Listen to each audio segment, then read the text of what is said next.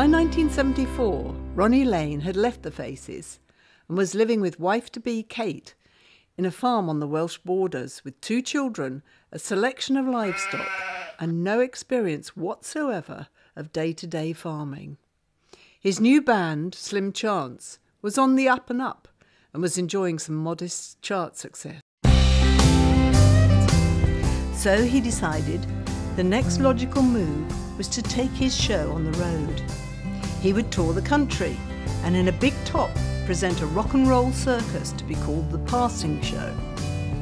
He and his band, Slim Chance, would be the main attraction, along with clowns, fire eaters, jugglers and can-can dancers. It looked perfect on paper, said one of the musicians. Everyone, artistes and crew, lived in defective caravans, pulled by a selection of trucks and buses, some of which hadn't been roadworthy for 30 years. For a short time, Viv Stanshall, formerly of the Bonzo Dog Doodah Band, was hired as a ringmaster, but he disappeared into the night, shortly after drunkenly mistaking a guitar player's wardrobe for some sort of caravan toilet. Wherever they went, they flouted fire regulations and traffic laws. They stole electricity.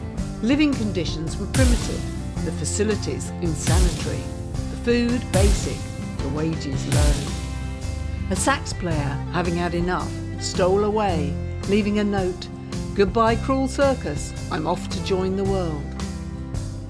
But their 3-hour show brought great joy, and if only they'd got a bit of pre-publicity together so that people knew they were coming, it might have been a storming success. Instead, of course it went tits up, Ronnie's wife Kate said.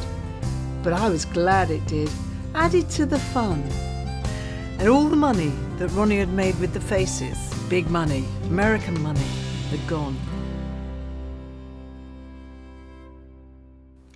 Ronnie carried on writing and collaborating and performing beautiful, often quirky music throughout the rest of the 70s, working with friends like Pete Townshend and Eric Clapton. But it all began to unravel when he showed the first signs of the condition that would blight the rest of his life. Ronnie, like his mother before him, had multiple sclerosis. There were days when he couldn't button his own shirt, let alone play guitar. His speech became slurred and his vision deteriorated. The gigs dried up and Ronnie started to hunt for some treatment, any treatment, that would halt its progress. He went to America for 4 months of treatment, ingesting snake poison at the Miami Venom Institute. He tried a Tibetan medicine called Dutsi. Eventually, he found something that did actually help: hyperbaric oxygen treatment. This involved sitting in a high-pressure chamber filled with pure oxygen. But it was expensive, and of course Ronnie was broke. His celebrity friends rallied, chipping in for his treatments and coming together for benefit concerts on both sides of the Atlantic, featuring amongst others Eric Clapton, Pete Townshend, Charlie Watts, Bill Wyman, Jimmy Page, Steve Winwood and Jeff Beck. All proceeds went to the charity that Ronnie championed, ARMS, Action into Research for Multiple Sclerosis. The concerts raised shed loads of money, and Ronnie appointed an American lawyer, May Neckel, to administer the funds. Unfortunately, May turned out to be a wrong 'un. The money disappeared. So yet again, Ronnie was broke and very ill.